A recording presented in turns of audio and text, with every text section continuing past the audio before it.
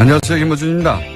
이명박 정부의 국정원이 김재동 씨가 소속된 다음 기획의 폐업을 유도하는 공작에 국세청도 동원된 사실이 확인됐습니다. 김영근 전 국세청 조사국장과 국정원 직원이 나눈 국정원의 보고서에 따르면 국세청은 촛불 시위를 주동한 세력을 압박하는 차원에서 해당 소속사에 대해 2009년 세무조사를 시행했다. 다시 한번 압박을 위해 세무조사에 나서겠다는 대화가 기록되어 있습니다.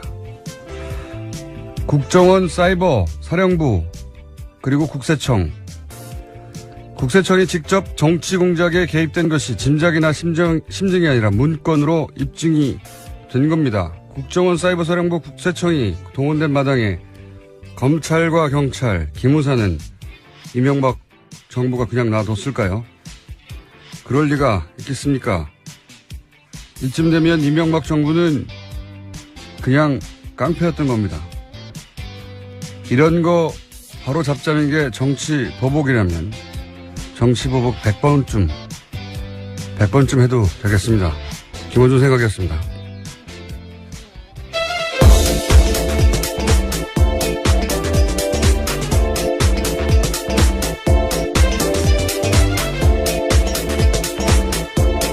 시사인의 김은지입니다. 오프닝을 딱 해보면 오늘은 발음이 70% 세겠다. 40% 이내로 세겠다. 오늘은 한 67% 정도 셀 것 같습니다. 금요일이니까요. 자, 네. 첫 뉴스는요? 네, 어제 청와대가 긴급 기자회견을 열었습니다. 세월호 참사를 박근혜 전 대통령이 보고받은 시점이 조작됐다라고 밝힌 건데요. 박근혜 전 대통령은 이제까지 이렇게 주장해왔습니다. 2014년 4월 16일 오전 10시에 보고받았다라는 건데요. 그보다 30분 빠른 오전 9시 반에 첫 보고가 있었다라는 겁니다. 이 같은 조작은 참사 발생 6개월 뒤에 이루어졌습니다. 뭐 이런 조작은 놀랍지는 않아요. 예, 당연히 그랬겠거니 하는데 생각해보시면 최순실 딸 초등학교 동창 아버지가 자기 사업 좀 봐달라고 하니까 그걸 들고 대통령식이나 돼가지고 재벌가 오너에 가서 여기 봐달라고 한 사람들이잖아요. 놀랍지는 않은데 여기서 핵심은 첫 번째는 대통령이 첫 보고를 받은 게 9시 30분이라는 거거든요. 실제로는. 네, 그렇죠. 내부 문건에 따르면 그렇습니다. 근데 이 9시 30분은 배가 가라앉지 않았을 때예요. 이때는. 3층 객실은 완전히 물밖에 있었던 시각이란 말이죠. 이때 배에 진입해서 구출했으면 전원 구조가 가능했다는 게 이미 사고 당해 연도 2014년 검찰 조사 결과예요. 네, 그렇죠. 골든타임이었습니다. 이때 보고를 받고 당장 진입해서 구출하라고 했으면 전원 구조됐던 거예요. 마지막 카톡 메시지가 10시 17분이거든요. 47분간이나 시간이 있었던 겁니다. 이 시간을 다 놓친 거고. 그리고 두 번째는 이제 통화가 됐다고 하는 시간까지 45분이 걸린 거 아닙니까? 그렇게 되면 45분. 무슨 통화까지 45분이 걸립니까? 보고를 하고 나서. 봉화라는 것도 아니고 불을 떼어라. 산에 올라가라. 그리고 봉화로 연락해라. 그래야 45분 걸리는 거예요, 요즘은. 그러니까 대통령은 어디서나 연락이 닿는데 당연하잖아요. 국가 비상시에도 즉시 연락이 돼야 되니까. 경호팀이 눈 밖에 나가질 않아요, 절대. 근데 통화가 45분 걸렸다는 건 경호팀도 어떻게 할 수 없는 45분간은 전화조차 받을 수 없는 상황이었다. 그 상태가 뭐냐? 잤냐? 뭐 자는 게 됐습니까? 깨우면 되지? 그래서 이제 여러 차례 언론에 제기됐던 뭔가 시술을 받고 있었던 거 아니냐. 그리고 서로 시술을 받고 있다고 해도 대면 보고도 아니고 전화인데, 그렇게 오래 걸렸다는 건 이 청와대 영내 없었던 거 아니냐. 이런 의혹을 가지는 건 너무 자연스러운 거고요. 그 시간 동안 국민들이 죽어가고 있었기 때문에 저는 이건 끝까지 밝혀야 된다고 봅니다. 반드시 밝혀서 후세에 두고두고 교훈으로 남겨야 되는 사안이고, 단순히 30분을 늦췄다가 아닌 거죠. 왜 늦췄겠어요? 이 시점에 하필 9시 반에 보고받았다는 게 밝혀지면 그때까지는 배가 넘어가지 않았다는 게 명백히 드러나고 그때는 다 살아있었다. 그리고 검찰 발표도 있었거든요. 조사 발표도. 그때 진입했다면 전원 구조했다고. 이거는 끝까지 밝혀야 됩니다. 그런 시간을 이제 늦췄고, 그리고 재난 컨트롤 타워를 원래 청와대인데 안행부로 바꿨고. 네, 그런 문건 조작도 있었습니다. 어제 청와대가 발표한 건이 그게 하나 더 있는데요. 국가재난을 총괄하는 기관을 청와대에서 안전행정부로 불법으로 변경한 문서도 나왔다라고 합니다. 내 책임 아니다 이거죠. 예. 이게 이러한 지시는 또 김관진 국가안보실장이 했다고 봅니다. 혼자 했겠어요. 바꾸라고 하니까 바꾼 거지. 놀랍지는 않아요. 놀랍지는 않은데 이제 드러났다는 게 놀랍네요. 이렇게 깔끔하게 지우지 못하고. 들키지만 않으면 뭐든지 했으니까요. 예. 지금까지 드러난 것만 가지고도 충분히 추정할 수 있는 내용이었는데 이때까지는 이제 근거가 없어 추정하지 못하다가 이제는 법적 책임도 져야죠. 예, 아주 공식적으로 공개된 사실이 된 겁니다. 자, 다음 뉴스는요? 네, 또 이제까지 세월호 7시간과 관련해서 그 의혹을 은폐하기 위해서 박근혜 정부가 많은 노력을 했다라는 사실도 알려졌었는데요. 또 관련된 문건도 나왔습니다. 더불어민주당의 이재정 의원이 공개한 내용인데 세월호 특별조사위원회 활동 기간에 작성된 대통령 기록물입니다. 특조위 활동을 막기 위해서 청와대가 다양한 활동들을 했다라는 내용이 쓰여 있습니다. 이것도 놀랍지 않습니다. 예. 대통령이 청와대에서 당시 정상적으로 대응했으면 공개 못할 게 뭐 있습니까? 예. 이렇게 조작하고 있었으니까 공개를 못하는 거죠. 자, 세월호 관련해서 조작한 게 이거밖에 없겠는가? 예. 근본적으로 다시 세월호에 들여다봐야 된다는 생각을 하고요. 자, 다음 뉴스는요? 네. 댓글과 관련된 내용도 계속 전해드리고 있는데요. 군 관련된 소식입니다. 연재욱 옥도경 전 국군 사이버 사령관이 댓글 활동을 김관진 전 장관에게 보고했다라고 검찰에서 진술했다고 합니다. 이틀 전에 검찰에 두 사람이 나왔었는데 관련된 사실들을 인정한 겁니다. 이 두 사람은 이미 사실은 재판을 받았어요, 관련해서. 그래서 네, 여전히 진행 중이긴 합니다. 한 사람은 선고 유예가 됐고 한 사람은 집행 유예가 됐어요. 굉장히 가벼운 처벌이죠. 예. 박근혜 정부의 치명적인 재판 관련해서 과연 사법부는 정상적으로 돌아가느냐 의심이 들 수밖에 없는데 이 두 사람 모두 김관진 전 장관에 대해서는 무관하다고 했다가 김관진 전 장관의 구속 기소가 점점 다가오는 것 같습니다. 전방위적으로 한두 건이 아니에요. 당신은 서면조사조차 하지 않고요. 아예 제대로 조사도 안 하고 끝났었습니다. 그렇기 때문에 밝혀질 게 한두 개가 아닙니다. 자, 다음 뉴스는요? 네, 또 이명박 정부 시절 국정원 이야기도 나오는데요. 전교조 교사들의 탈퇴를 유도하는 공작을 벌였다라고 합니다. 국정원 적폐청산 TF가 확인한 내용인데 국정원 심리전단이 2011년 5월에 원세훈 당시 원장에게 전교조 와해 특수공작 계획을 보고했다고 합니다. 이 팀은요. 배우 문성근 씨와 김여진 씨의 합성 사진을 제작해서 유포한 팀이기도 한데 전교조 교사로 위장해서 인터넷에 전교조의 문제를 폭로하는 소위 양심선언 글을 올리겠다라는 계획을 보고했다고 합니다. 그리고 실제로 다음 아고라에 그와 관련된 글도 올라갔다라고 합니다. 이게 근데 그때 같이 손발을 맞춘 게 보수단체였어요. 보수단체 학부모 연합이 있는데 이게 어떻게 진행된 거냐면 보수단체 학부모 연합이 전교조에 탈퇴 요구 편지를 보냅니다. 6만 통. 네, 전국에다가 보냈습니다. 거기도 돈이 꽤 들었습니다. 네. 그 돈도 굉장히 들었고. 예, 3천만 원. 예. 그리고 그런 편지를 받자 그 편지를 받은 가짜 교사가 양심 선언을 하는 시나리오예요. 그냥 된 게 아니고. 예, 이것도 놀랍지 않아요. 예. 전형적인 이제 정례 분열 교란 작전인데 이 국정원은 국민들을 적으로 상대하고 적으로 상대해서 하는 모든 행위를 다 했기 때문에 이것도 당연히 했을 것 같아요. 왜냐하면 기억하시는지 모르겠는데 국정원 직원이 안수기도를 받아서 목사 신분이 되어서 기독교 단체를 가짜 기독교 단체를 이끌면서 보수단체 관제대모를 후원하는 역할을 했다고 하는 내부 고발이 있었어요. 예. 네, 코믹 영화 소재 같은 이야기인데 실제였다라는 거죠. 벌써 한 1년 가까이 전에 시사저널 발 내부 고발 기사가 있었거든요. 반신반의했을 수도 있어요. 그때는 이걸 보면 그랬겠거니 합니다. 이렇게 되면은 추적하다가 배우가 누구야 했더니 기독교 단체가 하나 나오고 이거 누가 운영하는 거야 했더니 진짜 안수 기도를 받은 목사님이 있는 거예요. 근데 알고 보니 한 발 더 들어가면 그 사람 국정원 직원인 겁니다. 예. 정말. 국정원 직원 스스로도 굉장히 자괴감이 들 것 같은데요. 예. 그런지는 아닌지는 모르겠는데 그러려고 국정원에 들어온 사람은 아무도 없겠죠. 예. 그렇게 했으니 뭐 전교조 교사로 위장하는 것쯤이야 아무것도 아니겠죠. 예. 여기까지만 했겠나 싶습니다. 예. 안수기도 받고 목사 신분이 되어 기독교 단체를 만들어서 그걸 이끌고 그 목적이 관제 데모를 배후에서 지원하는 역할이었다고 하니까 자, 국정원이 그랬다고 합니다. 다음 뉴스는요?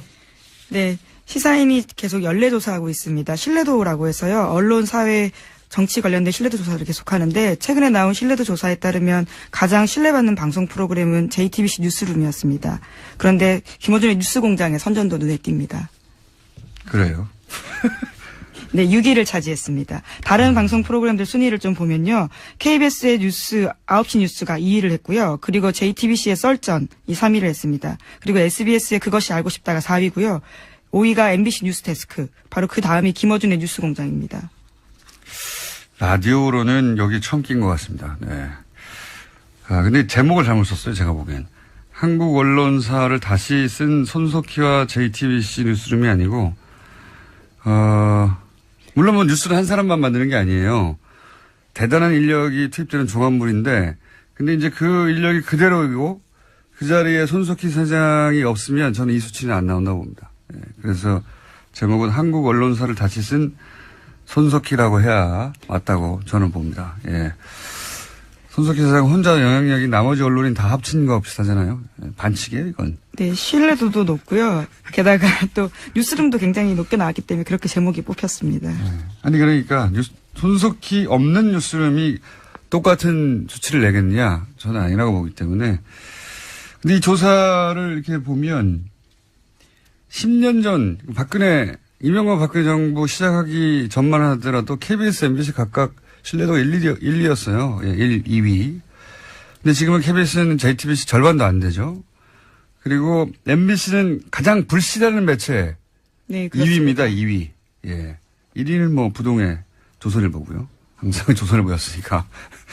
2위가 MBC가 된 거예요. 여기서 제가 보기에 역사의 아이러니는 보수 정권은 이제 언론을 장악하는 공작의 일환으로 손석희 당시 아나운서를 MBC에서 쫓아냈거든요. 언론을 장악하려고. 그런데 그 공작의 결과가 오히려 보수 정권을 무너뜨리는 언론사 사장으로 가는 길을 만들어준 거예요. 이게 제가 보기에는 아이러니입니다.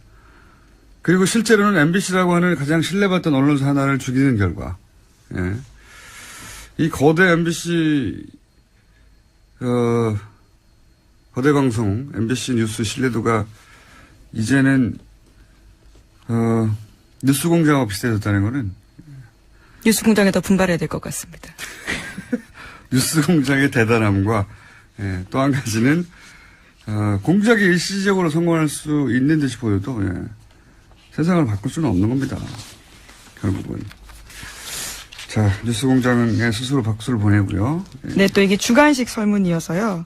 좀 그런 면에서 좀 눈에 띄는 점들이 있습니다. 그러니까 주간식으로 가장 하니까 라디오 프로그램 떠올랐다는 거 아닙니까? 이거 어디서 데스트필 안 하나요? 다음에 기사를 하나 내주세요. 한국 라디오사를 다시 쓰고 있는. 예, 내년에 또 합니다. 연례조사를요.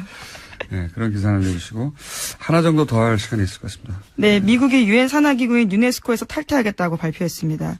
트럼프 미국 대통령이 지난해 11월에 당선된 뒤 유엔 및 산하기구 탈퇴 구상이 현실화된 첫 사례입니다. 트럼프 대통령은 기본적으로 다자주의 이런 걸 인정 안 합니다. 예, 다자주의라는 게 다른 국가와 미국이 대등한 관계 틀 속에서 어떤 그 사안에 대한 대처를 해나가는 건데 트럼프는 미국만 생각해 미국 우선주의. 예. 그러니까 이런 유네스코 뿐만 아니라 유엔 자체에 대해서 부정적이고 유네스코를 탈퇴한 거는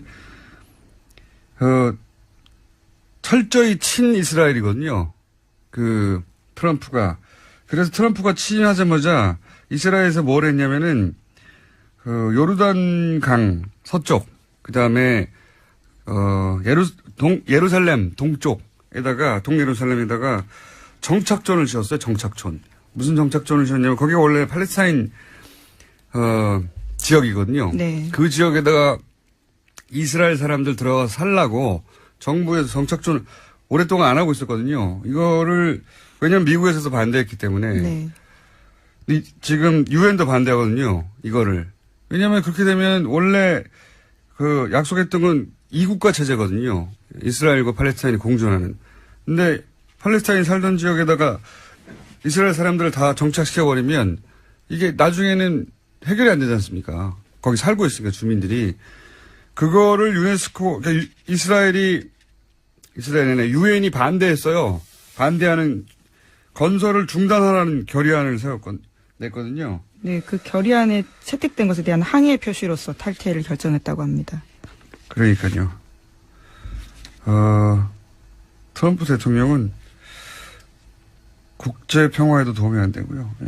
네, 이미 파리 기후 변화 협약도 탈퇴했고요. 유엔 인구 기금 지원도 중단하겠다고 선언한 바가 있습니다. 미친 척하는 게 아니고 미친 것 같아요. 자, 오늘 여기까지 하겠습니다. 시사인의 김은지였습니다. 감사합니다.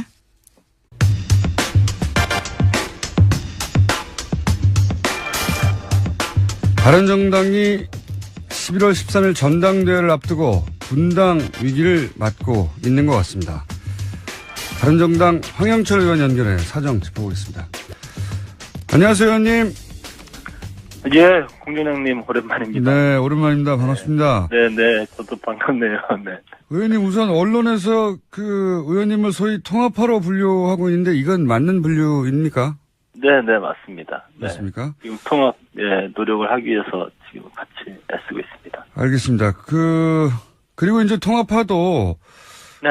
상대적으로 적극적인 통합파도 있고 좀 관망파에 가까운 분들도 있다고 하긴 하던데 이 적극적인 통합파라고 할 수 있는 분들이 당연 몇 분 정도 되나요?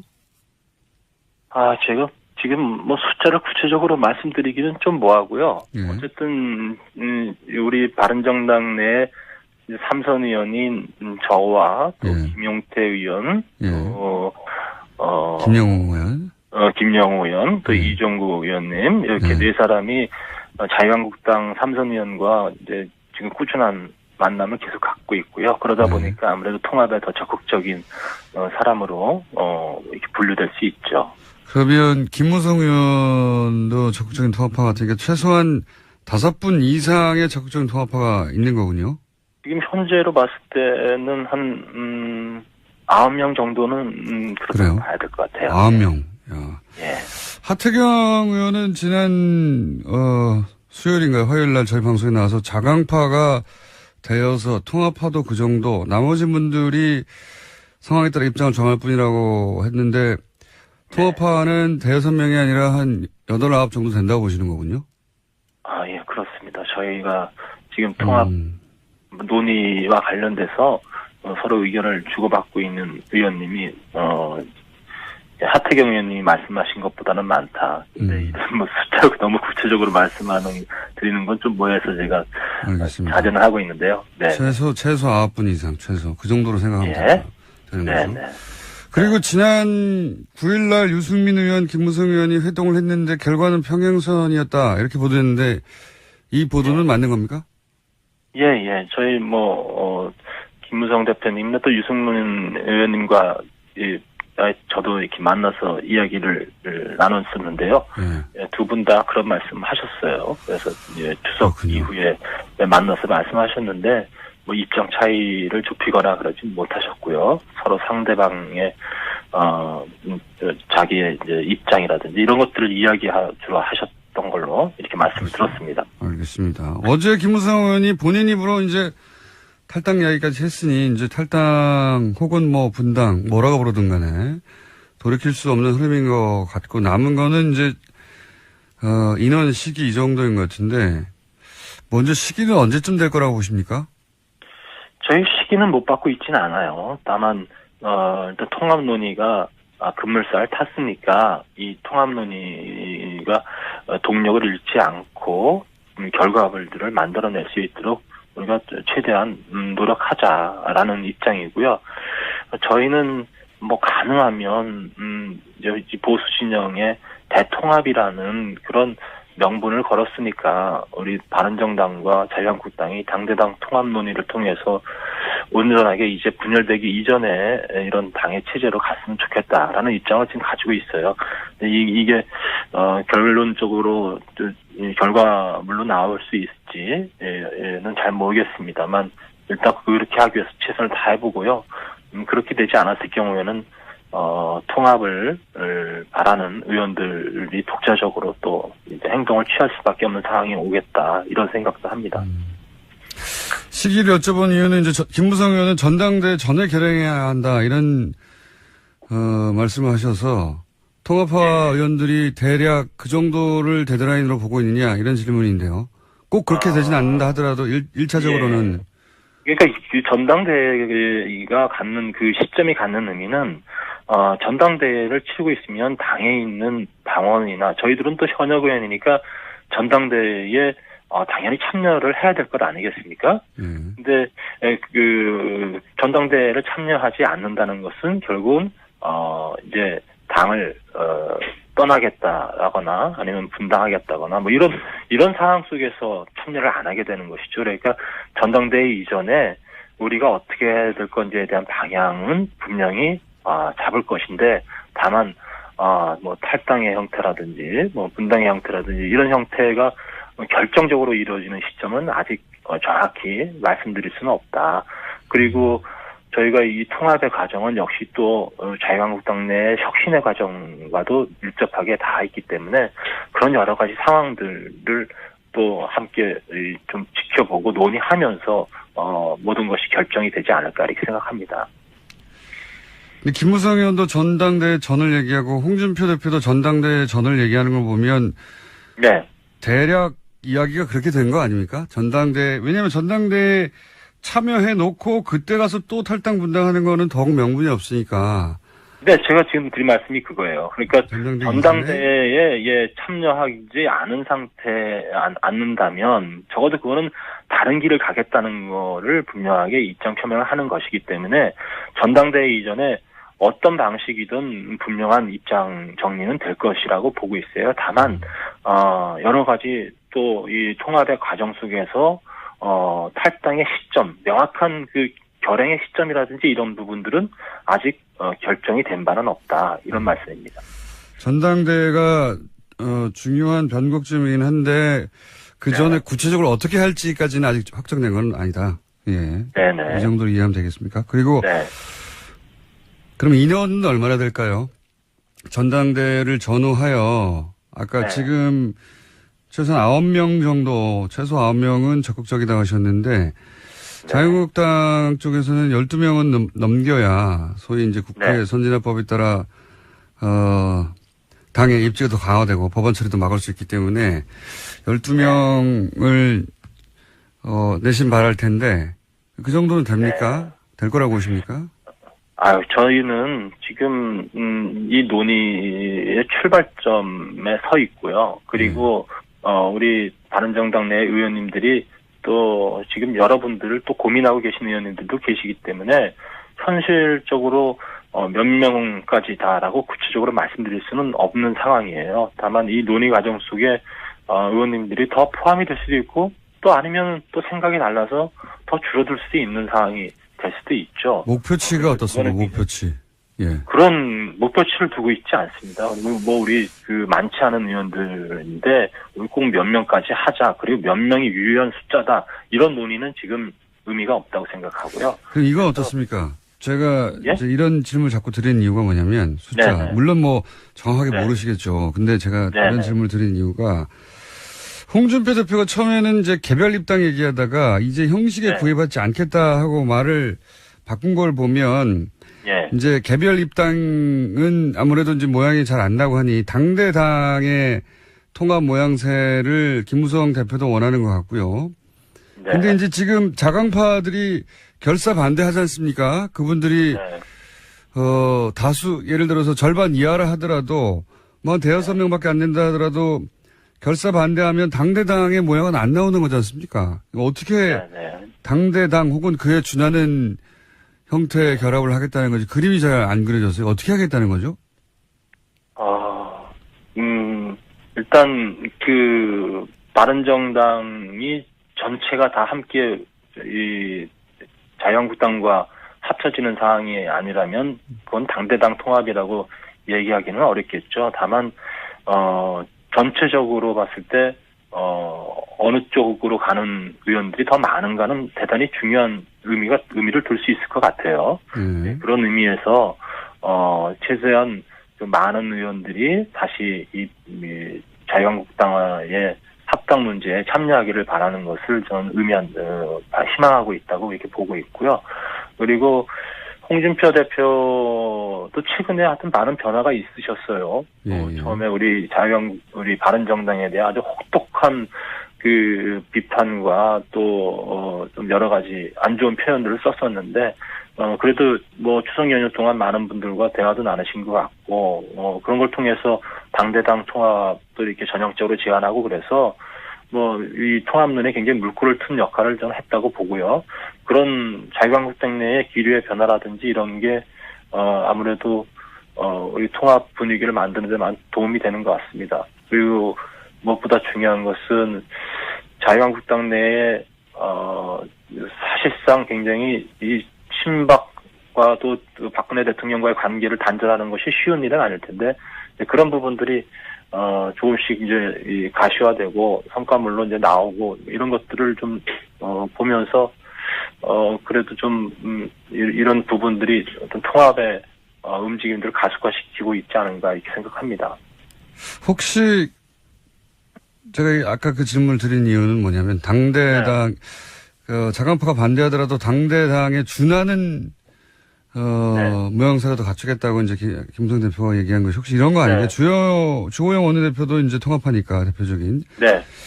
자강파가 이제 소수가 되면 반대하더라도 주호영 원내대표가 이제 당내 일부 반발이 있지만 다수 의견으로 당대당 선언을 일방적으로 해버린다. 뭐 이런 그림도 가능한 거일까요?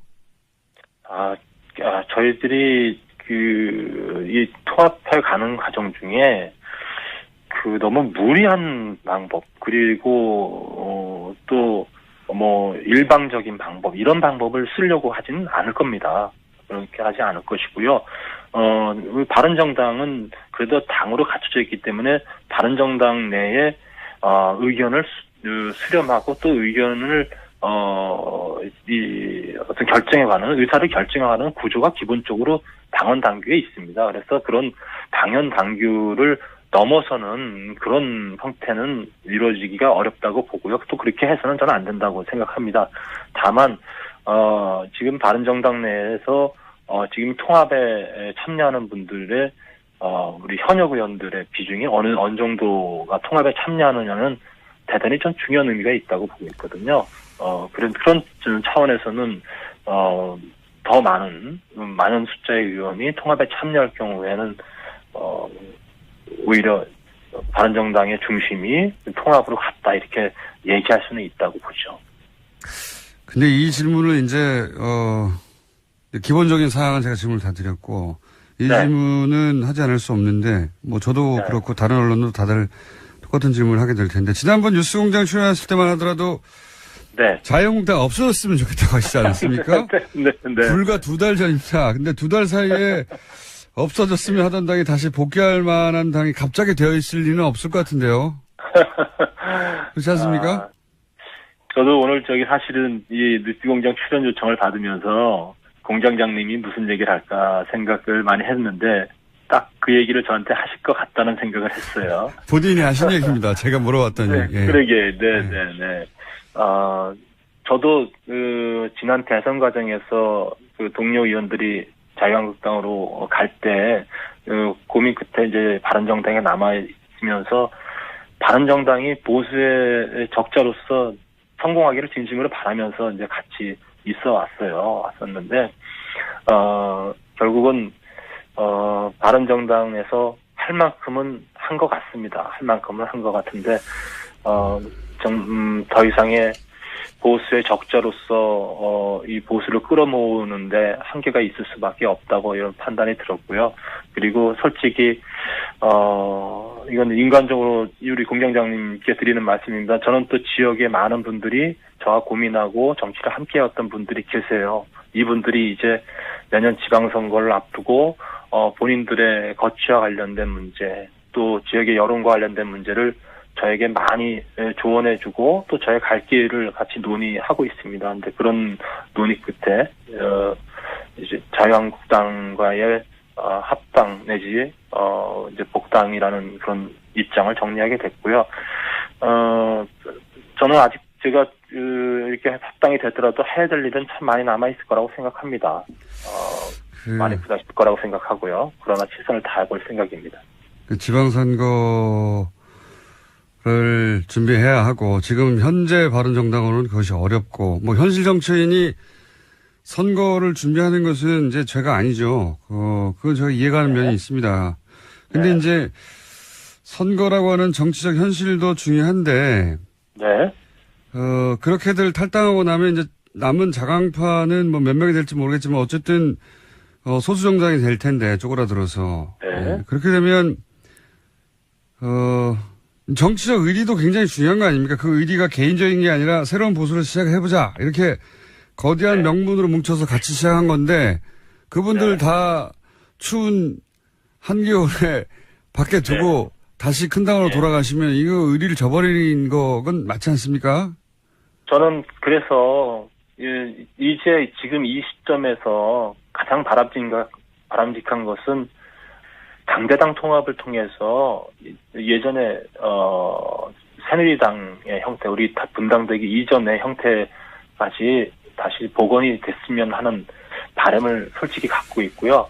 그리고 그렇게 다시 모여서 그 안에서 보수의 개혁 또 우리가 가고자 하는 하나된 보수로서의 어떤 그 단일 대우라든지 이런 부분들에 대해서 함께 노력해봤으면 좋겠다는 그런 알겠습니다. 희망을 아직도 좀 갖고 있습니다. 알겠습니다. 지금은 아직도 뭐 상황이 유동적이라 저희가 조금 더 긴박해지면 의원님 한번 다시 연결하겠습니다. 네, 알겠습니다. 오늘 상황 파악은 됐습니다. 감사합니다. 네, 고맙습니다. 네, 지금까지 바른정당의 황영철 의원이었습니다.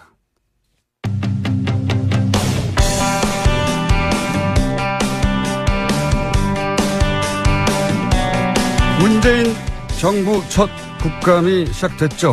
네, 어제는 여당 더불어민주당 국감 전략 들어본 데 이어 오늘은 자유한국당 입장 들어보겠습니다. 정태옥 원내 대변인 전화 연결됐습니다. 안녕하세요, 의원님. 예, 공장장님 오랜만이네요. 뉴스공장에 몇 번 출연하시고 나서 굉장히 지명도 올라가셔가지고, 네. 그래서, 이 적폐 의원이라 그런지 아예 안 부르대? 아닙니다. 저희 자유한국당 의원들 많이 섭외했는데 다들 바쁘시거나 안 나오시더라고요. 예. 의원님도 지금 전화로 하시는 거 아닙니까? 바쁘시다고, 예. 요즘 잘 안 나오시려고 하는데 많이 나와주세요. 예. 자, 우선 첫 번째 국정감사, 자유한국당이 중점적으로 파고들 전략 포인트는 어디입니까? 정리 좀 해주시죠. 전략 포인트라기보다 어제 하루 국감했잖아요. 네. 그러니까 분위기가 많이 바뀌었어요, 작년하고. 어떻게 바뀌었습니까? 작년에 야당, 그러니까 지금 여당 된 사람들 있죠. 네. 작년에 대단했어요. 소리 지르고 시끄럽고 길고 장황하고 하더니 원래 상당히 조용해졌어요. 여당이니까요, 이제. 예. 여당이라서 그런 것도 있겠지만은 지난 5개월 동안 워낙 이 정부가 죽서나가지고. 죽서나서? 예, 할 이야기 별로 없겠죠. 그러니까 조용해요. 맨날 하는 이야기가 이번 국감 때 보면 정권 내준 지가 5개월도 넘은 정부 이야기 계속하고 또 9년 됐는 전 대통령 이야기 계속하고 이 사람들 마치 과거사 캐기 남 뒷조사하기 흥신소 차린 것 같아요, 이제는. 네. 그런 분위기가 바뀌었다는 거를 먼저 그럼 이야기합니다. 자유한국당은 작년에는 이제 여당으로서 방어하다가 거꾸로 이제 민주당이 그랬듯이 막 소리지고 그런 전략 아닌가요, 이번에는? 조용조용히 합니까, 그냥? 우리는 워낙 자유한국당 기본적으로 사람들이 여당 체질이 돼가 조용하고 차분하고 이야기에 국감에 임했죠. 조용하고 차분한 게 할 말이 없어 그런 건 아니고요. 예. 뭐 할 말 맞죠. 이 정부 지난 5개월도 했는 거 보면 뭐 그냥 다 그 자체가 지적사항이죠. 그렇겠죠. 예. 자유한국당 입장에서 예. 보기에는 모두가 다 예. 지적사항이겠죠. 그래가지고 뭐 할 이야기 참 많은데 그래도 우리는 절제하고 이야기했어요. 예. 의원님, 예. 가끔 나와주십시오.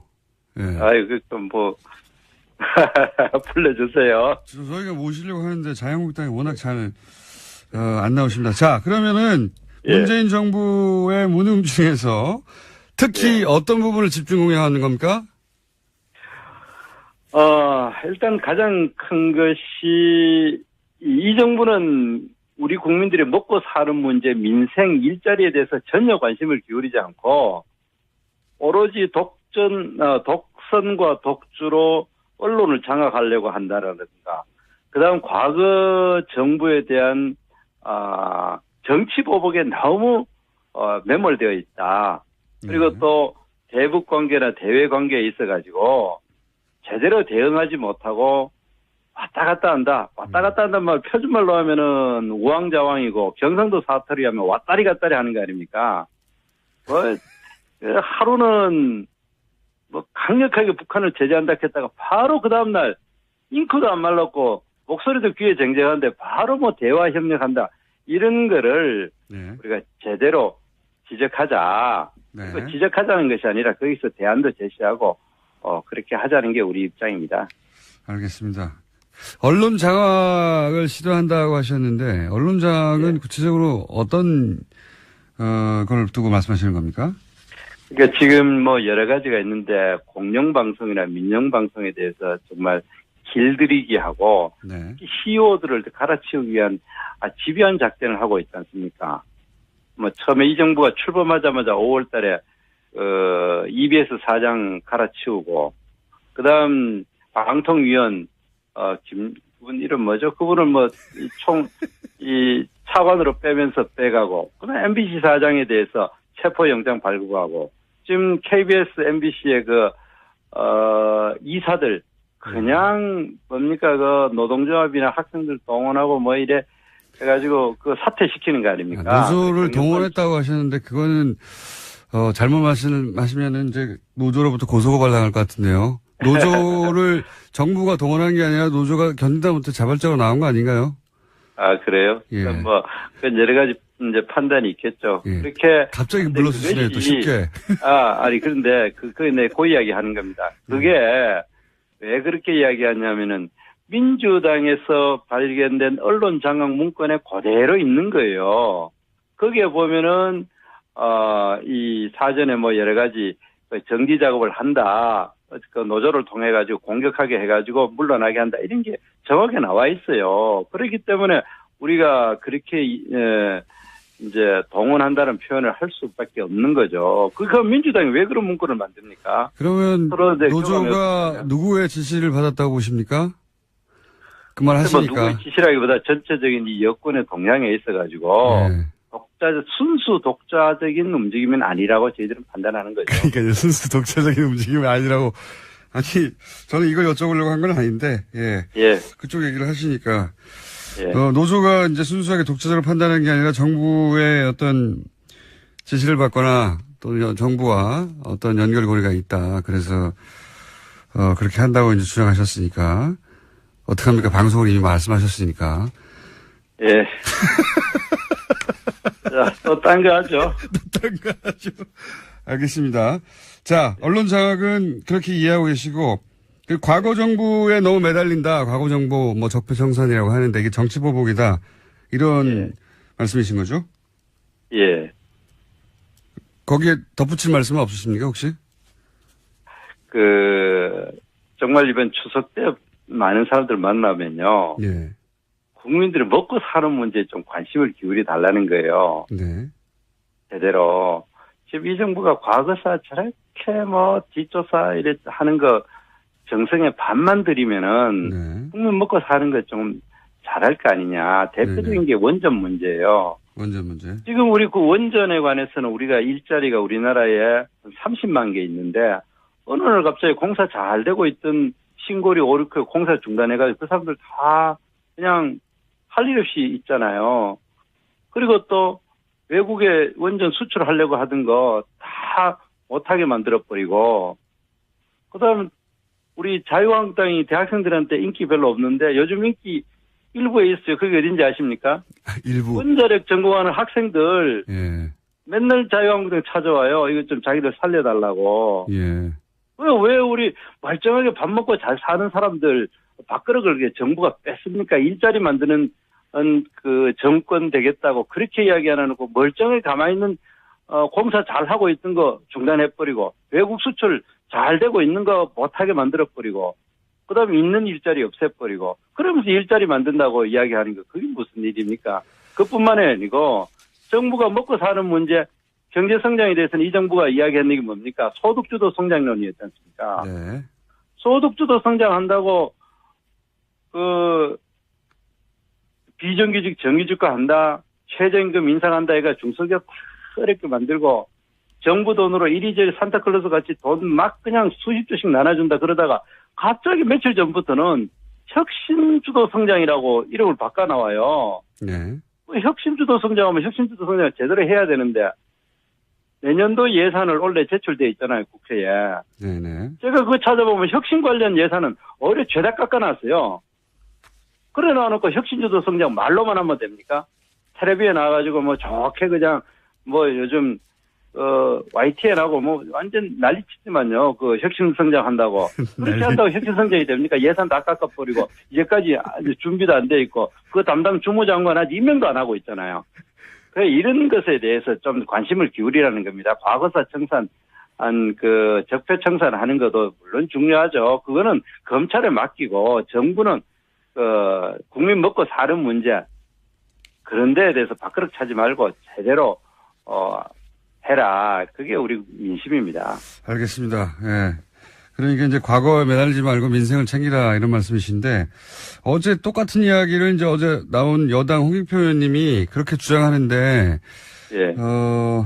과거 문제를 바로잡는 게 민생과 직결된다라고 하셔가지고 제가 연결해서 한 가지만 여쭤보자면 예. 이명박 정부 시절에 이제 캐나다 하베스트 투자권이라는 게 있었습니다. 예, 예.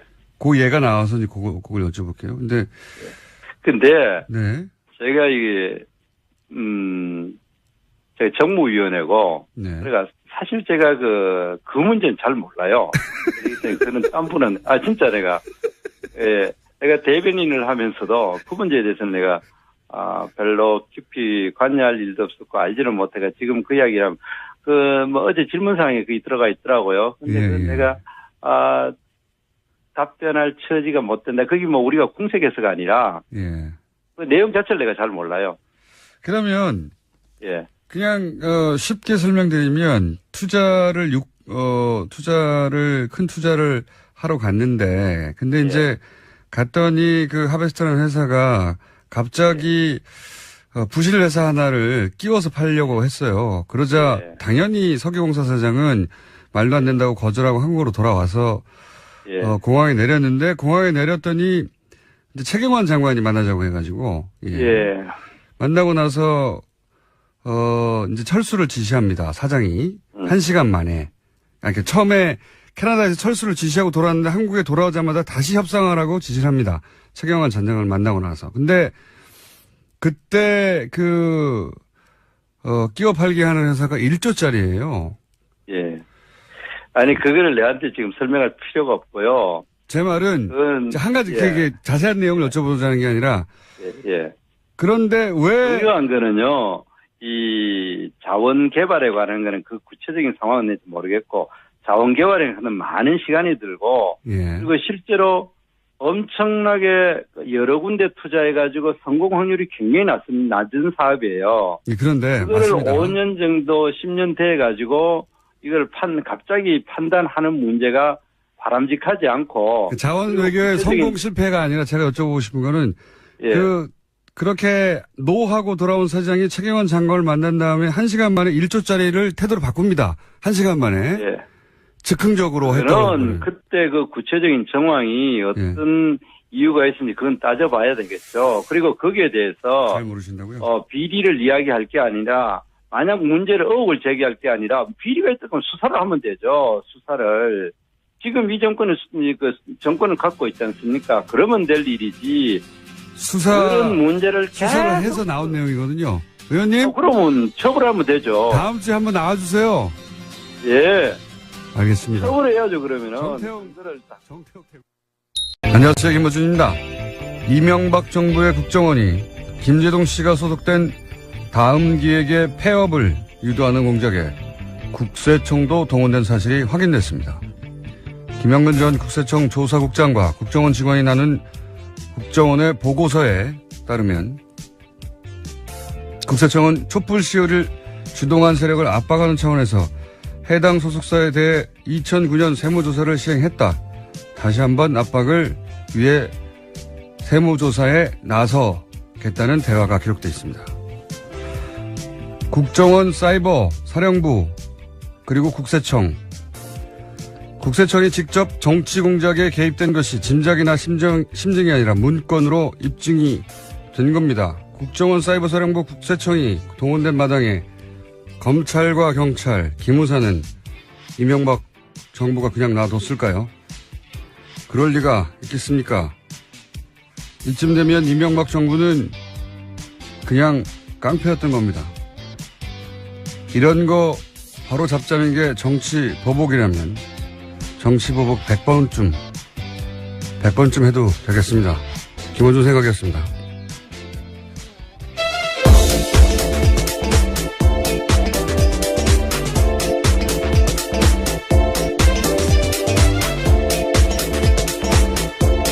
시사인의 김은지입니다.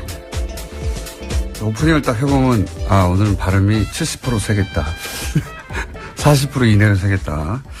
오늘은 한 67% 정도 셀 것 같습니다. 금요일이니까요. 자, 네. 첫 뉴스는요? 네, 어제 청와대가 긴급 기자회견을 열었습니다. 세월호 참사를 박근혜 전 대통령이 보고받은 시점이 조작됐다라고 밝힌 건데요. 박근혜 전 대통령은 이제까지 이렇게 주장해왔습니다. 2014년 4월 16일 오전 10시에 보고받았다라는 건데요. 그보다 30분 빠른 오전 9시 반에 첫 보고가 있었다라는 겁니다. 이 같은 조작은 참사 발생 6개월 뒤에 이루어졌습니다. 뭐 이런 조작은 놀랍지는 않아요. 예, 당연히 그랬겠거니 하는데 생각해보시면 최순실 딸 초등학교 동창 아버지가 자기 사업 좀 봐달라고 하니까 그걸 들고 대통령식이나 돼가지고 재벌가 오너에 가서 여기 봐달라고 한 사람들이잖아요. 놀랍지는 않은데 여기서 핵심은 첫 번째는 대통령이 첫 보고를 받은 게 9시 30분이라는 거거든요. 실제로는. 네, 그렇죠. 내부 문건에 따르면 그렇습니다. 근데 이 9시 30분은 배가 가라앉지 않았을 때예요. 이때는. 3층 객실은 완전히 물 밖에 있었던 시각이란 말이죠. 이때 배에 진입해서 구출했으면 전원 구조가 가능했다는 게 이미 사고 당해년도 2014년 검찰 조사 결과예요. 네, 그렇죠. 골든타임이었습니다. 이때 보고를 받고 당장 진입해서 구출하라고 했으면 전원 구조됐던 거예요. 마지막 카톡 메시지가 10시 17분이거든요. 47분간이나 시간이 있었던 겁니다. 이 시간을 다 놓친 거고. 그리고 두 번째는 이제 통화가 됐다고 하는 시간까지 45분이 걸린 거 아닙니까? 그렇게 되면 45분. 무슨 통화까지 45분이 걸립니까? 보고를 하고 나서. 봉화라는 것도 아니고 불을 떼어라. 산에 올라가라. 그리고 봉화로 연락해라. 그래야 45분 걸리는 거예요, 요즘은. 그러니까 대통령은 어디서나 연락이 닿는데 당연하잖아요. 국가 비상시에도 즉시 연락이 돼야 되니까. 경호팀이 눈 밖에 나가질 않아요, 절대. 근데 통화가 45분 걸렸다는 건 경호팀도 어떻게 할 수 없는 45분간은 전화조차 받을 수 없는 상황이었다. 그 상태가 뭐냐? 잤냐? 뭐 자는 게 됐습니까? 깨우면 되지. 그래서 이제 여러 차례 언론에 제기됐던 뭔가 시술을 받고 있었던 거 아니냐. 그리고 서로 시술을 받고 있다고 해도 대면 보고도 아니고 전화인데, 그렇게 오래 걸렸다는 건 이 청와대 영내 없었던 거 아니냐. 이런 의혹을 가지는 건 너무 자연스러운 거고요. 예. 그 시간 동안 국민들이 죽어가고 있었기 때문에 저는 이건 끝까지 밝혀야 된다고 봅니다. 예. 반드시 밝혀서 후세에 두고두고 교훈으로 남겨야 되는 사안이고, 단순히 30분을 늦췄다가 아닌 거죠. 왜 늦췄겠어요? 이 시점에 하필 9시 반에 보고받았다는 게 밝혀지면 그때까지는 배가 넘어가지 않았다는 게 명백히 드러나고, 그때는 다 살아있었다. 그리고 검찰 발표도 있었거든요. 조사 발표도. 그때 진입했다면 전원 구조했다고. 이거는 끝까지 밝혀야 됩니다. 그런 시간을 이제 늦췄고, 그리고 재난 컨트롤 타워를 원래 청와대인데 안행부로 바꿨고. 네, 그런 그런 것도 문건 있죠. 조작도 네. 있었습니다. 어제 청와대가 발표한 건이 그게 하나 더 있는데요. 국가재난을 총괄하는 기관을 청와대에서 안전행정부로 불법으로 변경한 문서도 나왔다라고 합니다. 내 책임 아니다 이거죠. 예. 이게 예, 이러한 지시는 또 김관진 국가안보실장이 했다고 봅니다. 혼자 했겠어요. 바꾸라고 하니까 바꾼 거지. 놀랍지는 않아요. 놀랍지는 않은데 이제 드러났다는 게 놀랍네요. 이렇게 깔끔하게 지우지 못하고. 들키지만 않으면 뭐든지 했으니까요. 예. 지금까지 드러난 것만 가지고도 충분히 추정할 수 있는 내용이었는데, 이때까지는 이제 근거가 없어 추정하지 못하다가 이제는 법적 책임도 져야죠. 예, 아주 공식적으로 공개된 사실이 된 겁니다. 자, 다음 뉴스는요? 네, 또 이제까지 세월호 7시간과 관련해서 그 의혹을 은폐하기 위해서 박근혜 정부가 많은 노력을 했다라는 사실도 알려졌었는데요. 또 관련된 문건도 나왔습니다. 더불어민주당의 이재정 의원이 공개한 내용인데, 세월호 특별조사위원회 활동 기간에 작성된 대통령 기록물입니다. 특조위 활동을 막기 위해서 청와대가 다양한 활동들을 했다라는 내용이 쓰여 있습니다. 이것도 놀랍지 않습니다. 예. 대통령이 청와대에서 당시 정상적으로 대응했으면 공개 못할 게 뭐 있습니까? 예. 이렇게 조작하고 있었으니까 공개를 못하는 거죠. 이걸 보면 그랬겠거니 합니다. 이렇게 되면은 추적하다가 배우가 누구야 했더니 기독교 단체가 하나 나오고, 이거 누가 운영하는 거야 했더니 진짜 안수 기도를 받은 목사님이 있는 거예요. 근데 알고 보니 한 발 더 들어가면 그 사람이 국정원 직원인 겁니다. 예. 정말. 국정원 직원 스스로도 굉장히 자괴감이 들 것 같은데요. 예. 그런지는 아닌지는 모르겠는데, 그러려고 국정원에 들어온 사람은 아무도 없겠죠. 예. 그렇게 했으니 전교조 교사로 위장하는 것쯤이야 아무것도 아니겠죠. 예. 여기까지만 했겠나 싶습니다. 예. 안수기도 받고 목사 신분이 되어 기독교 단체를 만들어서 그걸 이끌고 그 목적이 관제 데모를 배후에서 지원하는 역할이었다고 하니까. 자, 국정원이 그랬다고 합니다. 다음 뉴스는요? 네. 시사인이 계속 연례조사하고 있습니다. 신뢰도라고 해서요. 언론, 사회, 정치 관련된 신뢰도 조사를 계속하는데, 최근에 나온 신뢰도 조사에 따르면 가장 신뢰받는 방송 프로그램은 JTBC 뉴스룸이었습니다. 그런데 김어준의 뉴스공장의 선전도 눈에 띕니다. 그래요. 네, 6위를 차지했습니다. 다른 방송 프로그램들 순위를 좀 보면요. KBS의 뉴스 9시 뉴스가 2위를 했고요. 그리고 JTBC의 썰전이 3위를 했습니다. 그리고 SBS의 그것이 알고 싶다가 4위고요. 5위가 MBC 뉴스데스크, 바로 그 다음이 김어준의 뉴스공장입니다. 라디오로는 여기 처음 낀 것 같습니다. 네. 근데 제목을 잘못 썼어요, 제가 보기엔. 한국 언론사를 다시 쓴 손석희와 JTBC 뉴스룸이 아니고, 물론 뉴스는 한 사람만 만드는 게 아니에요. 대단한 인력이 투입되는 종합물인데, 근데 이제 그 인력이 그대로이고, 그 자리에 손석희 사장이 없으면 저는 이 수치는 안 나온다고 봅니다. 예, 그래서 제목은 한국 언론사를 다시 쓴 손석희라고 해야 맞다고 저는 봅니다. 예. 손석희 사장 혼자 영향력이 나머지 언론인 다 합친 거 비슷하잖아요. 반칙이에요, 이건. 네, 신뢰도도 높고요. 게다가 또 뉴스룸도 굉장히 높게 나왔기 때문에 그렇게 제목이 뽑혔습니다. 아니, 그러니까 손석희 없는 뉴스룸이 똑같은 수치를 내겠느냐? 저는 아니라고 보기 때문에 근데 이 조사를 이렇게 보면 10년 전 이명박 박근혜 정부 시작하기 전만 하더라도 KBS, MBC 각각 신뢰도가 1, 2였어요. 예, 1, 2위. 근데 지금은 KBS는 JTBC 절반도 안 되죠. 그리고 MBC는 가장 불신하는 매체 네, 그렇습니다. 2위입니다. 2위. 예. 1위는 뭐 부동의 조선일보고요. 항상 조선일보였으니까. 2위가 MBC가 된 거예요. 여기서 제가 보기에 역사의 아이러니는 보수 정권은 이제 언론을 장악하는 공작의 일환으로 손석희 당시 아나운서를 MBC에서 쫓아냈거든요. 언론을 장악하려고. 그런데 그 공작의 결과가 오히려 보수 정권을 무너뜨리는 언론사 사장으로 가는 길을 만들어준 거예요. 이게 제가 보기에는 아이러니입니다. 그리고 실제로는 MBC라고 하는 가장 신뢰받던 언론사 하나를 죽이는 결과. 예. 세월호 관련해서 조작한 게 이거밖에 없겠는가. 예. 근본적으로 다시 세월호에 들여다봐야 된다는 생각을 하고요. 자, 다음 뉴스는요. 네, 댓글과 관련된 내용도 계속 전해드리고 있는데요. 군 관련된 소식입니다. 연재욱 옥도경 전 국군 사이버 사령관이 댓글 활동을 김관진 전 장관에게 보고했다라고 검찰에서 진술했다고 합니다. 이틀 전에 검찰에 두 사람이 나왔었는데 관련된 사실들을 인정한 겁니다. 이 두 사람은 이미 사실은 재판을 받았어요, 관련해서. 그래서 네, 여전히 진행 중이긴 합니다. 한 사람은 선고 유예가 됐고, 한 사람은 집행 유예가 됐어요. 굉장히 가벼운 처벌이죠. 예. 박근혜 정부의 치명적인 재판 관련해서 과연 사법부는 정상적으로 돌아가느냐 의심이 들 수밖에 없는데 이 두 사람 모두 김관진 전 장관에 대해서는 무관하다고 했다가 네. 김관진 전 장관의 구속 기소가 예, 점점 다가오는 것 같습니다. 예. 전방위적으로 한두 건이 아니에요.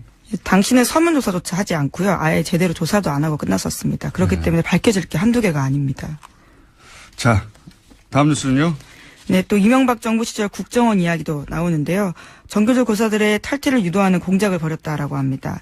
국정원 적폐청산 TF가 확인한 내용인데 국정원 심리전단이 2011년 5월에 원세훈 당시 원장에게 정교조 와해 특수공작 계획을 보고했다고 합니다. 이 팀은요. 배우 문성근 씨와 김여진 씨의 합성 사진을 제작해서 유포한 팀이기도 한데 정교조 교사로 위장해서 인터넷에 정교조의 문제를 폭로하는 소위 양심선언글을 올리겠다라는 계획을 보고했다고 합니다. 그리고 실제로 다음 아고라에 그와 관련된 글도 올라갔다라고 합니다. 이게 근데 그때 같이 손발을 맞춘 게 보수단체였어요. 보수단체 학부모 연합이 있는데 이게 어떻게 진행된 거냐면 보수단체 학부모 연합이 전교조에 탈퇴 요구 편지를 보냅니다. 6만 통. 네, 전국에다가 보냈습니다. 거기도 돈이 꽤 들었습니다. 네. 그 돈도 굉장히 들었고. 예, 3천만 원. 예. 그리고 그런 편지를 받자 그 편지를 받은 가짜 교사가 양심 선언을 하는 시나리오예요. 그냥 된 게 아니고. 예, 이것도 놀랍지 않아요. 예. 전형적인 이제 정례 분열 교란 작전인데 이 국정원은 국민들을 적으로 상대하고 적으로 상대해서 하는 모든 행위를 다 했기 때문에 이것도 당연히 했을 것 같아요. 왜냐하면 기억하시는지 모르겠는데 국정원 직원이 안수기도를 받아서 목사 신분이 되어서 예. 기독교 단체를 가짜 기독교 단체를 이끌면서 보수단체 관제대모를 후원하는 역할을 했다고 하는 내부 고발이 있었어요. 예. 네, 코믹 영화 소재 같은 이야기인데 실제였다라는 거죠. 벌써 한 1년 가까이 전에 시사저널 발 내부 고발 기사가 있었거든요. 반신반의했을 수도 있어요. 그때는 거대 MBC 거대 방송 MBC 뉴스 신뢰도가 이제는 뉴스공장하고 비슷해졌다는 거는 뉴스공장에 더 분발해야 될 것 같습니다. 뉴스공장의 대단함과 예, 또 한 가지는 공작이 일시적으로 성공할 수 있는 듯이 보여도 예, 세상을 바꿀 수는 없는 겁니다. 결국은. 자, 뉴스공장에 스스로 박수를 보내고요. 예. 네, 또 이게 주간식 설문이어서요. 좀 그런 면에서 좀 눈에 띄는 점들이 있습니다. 그러니까 주간식으로 가장 신뢰하는 하니까 라디오 프로그램 떠올랐다는 거 아닙니까? 이거 어디서 데스트필 안 하나요? 다음에 기사를 하나 내주세요. 한국 라디오사를 다시 쓰고 있는. 예, 내년에 또 합니다. 연례조사를요. 네, 그런 기사 하나 내주시고 하나 정도 더 할 시간이 있을 것 같습니다. 네, 미국이 유엔 산하기구인 유네스코에서 탈퇴하겠다고 발표했습니다. 트럼프 미국 대통령이 지난해 11월에 당선된 뒤 유엔 및 산하기구 탈퇴 구상이 현실화된 첫 사례입니다. 트럼프 대통령은 기본적으로 다자주의 이런 걸 인정 안 합니다. 예, 다자주의라는 게 다른 국가와 미국이 대등한 관계 틀 속에서 어떤 그 사안에 대한 대처를 해나가는 건데 트럼프는 미국만 생각해 미국 우선주의. 예. 그러니까 이런 유네스코 뿐만 아니라 유엔 자체에 대해서 부정적이고 유네스코를 탈퇴한 거는 철저히 친이스라엘이거든요. 그 트럼프가. 그래서 트럼프가 취임하자마자 이스라엘에서 뭘 했냐면은 요르단강 서쪽 그다음에 예루살렘 동쪽에다가 동예루살렘에다가 정착촌을 지었어요. 정착촌. 무슨 정착촌을 지었냐면 거기가 원래 팔레스타인 지역이거든요. 네. 그 지역에다가 이스라엘 사람들 들어가서 살라고 정부에서 정착촌을 오랫동안 안 하고 있었거든요. 이거를 왜냐하면 미국에서도 반대했기 때문에 네. 지금 유엔도 반대하거든요. 이거를. 왜냐하면 그렇게 되면 원래 그 약속했던 건 이국가 체제거든요. 이스라엘과 팔레스타인이 공존하는. 근데 팔레스타인 살던 지역에다가 이스라엘 사람들을 다 정착시켜버리면 이게 나중에는 해결이 안 되지 않습니까? 거기 살고 있으니까 주민들이. 그거를 유네스코, 그러니까 이스라엘에 유엔이 반대했어요. 반대하는 건설을 중단하라는 결의안을 냈거든요. 네, 그 결의안에 채택된 것에 대한 항의의 표시로서 탈퇴를 결정했다고 합니다. 그러니까요. 트럼프 대통령은 국제 평화에도 도움이 안 되고요. 예. 네, 이미 파리 기후 변화 협약도 탈퇴했고요. 유엔 인구 기금 지원도 중단하겠다고 선언한 바가 있습니다. 미친 척하는 게 아니고 미친 것 같아요. 자, 오늘 여기까지 하겠습니다. 시사인의 김은지였습니다. 감사합니다.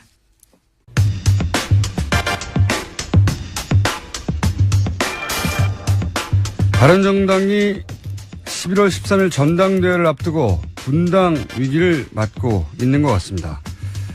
바른정당 황영철 의원 연결해 사정